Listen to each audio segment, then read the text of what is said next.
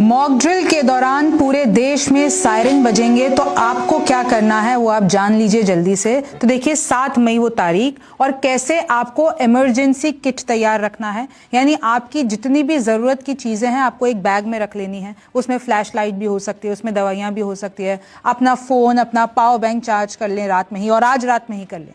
फिर आपको इस तरीके से बुजुर्गों को ये कम्युनिकेट करना है, बच्चों को कम्युनिकेट करना है। फिर देखिए बुनियादी सामान आपके पास आपके किट में होना चाहिए, क्योंकि ब्लैकआउट हो जाएगा, सब कुछ स्विच ऑफ हो जाएगा। आपको घबराना नहीं है, क्योंकि सायरन बजेंगे, कुछ लंबे सायरन बजेंगे। उसका मतलब होता है कि मतलब खतरा है, और ये सिर्फ एक मॉक ड्रिल है, ये एक अभ्यास है।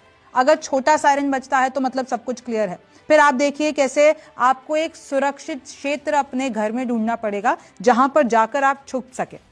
भाई आप प्रैक्टिस कर लें घर में कि 2-4 मिनट के लिए ब्लैकआउट करके लाइटें बंद करके, तो उसमें आपको कैसे पता हो कि एक जगह आके आपको इकट्ठा होना है पूरे घर परिवार को, क्योंकि ये सब कुछ होने वाला है। लिफ्ट आपको इस्तेमाल नहीं करनी है। जो आपको समय बताया जाएगा कि भाई अगर मॉक ड्रिल का समय आपको बताया गया है, उस दौरान ब्लैकआउट भी हो सकता है, तो आपको लिफ्ट इस्तेमाल नहीं करनी, क्योंकि फिर आप लिफ्ट में फंस जाएंगे। और जब ब्लैकआउट होगा तो उस दौरान आपको घर के अंदर रहना है और मोटे पर्दे का इस्तेमाल करें। अगर आप गाड़ी चला रहे हैं तो आपको अपनी गाड़ी बंद करके साइड में हेडलाइट्स बंद करके रोक देनी है।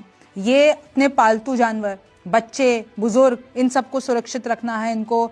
मॉक ड्रिल के दौरान पूरे देश में सायरन बजेंगे तो आपको क्या करना है वो आप जान लीजिए जल्दी से। तो देखिए 7 मई वो तारीख और कैसे आपको इमरजेंसी किट तैयार रखना है। यानी आपकी जितनी भी जरूरत की चीजें हैं आपको एक बैग में रख लेनी है। उसमें फ्लैश लाइट भी हो सकती है, उसमें दवाइयां भी हो सकती है। अपना फोन, अपना पावर बैंक चार्ज कर लें रात में ही, और आज रात में ही कर लें। फिर आपको इस तरीके से बुजुर्गों को ये कम्युनिकेट करना है, बच्चों को कम्युनिकेट करना है। फिर देखिए बुनियादी सामान आपके पास आपके किट में होना चाहिए, क्योंकि ब्लैकआउट हो जाएगा, सब कुछ स्विच ऑफ हो जाएगा। आपको घबराना नहीं है, क्योंकि सायरन बजेंगे, कुछ लंबे सायरन बजेंगे। उसका मतलब होता है कि मतलब खतरा है, और ये सिर्फ एक मॉक ड्रिल है, ये एक अभ्यास है।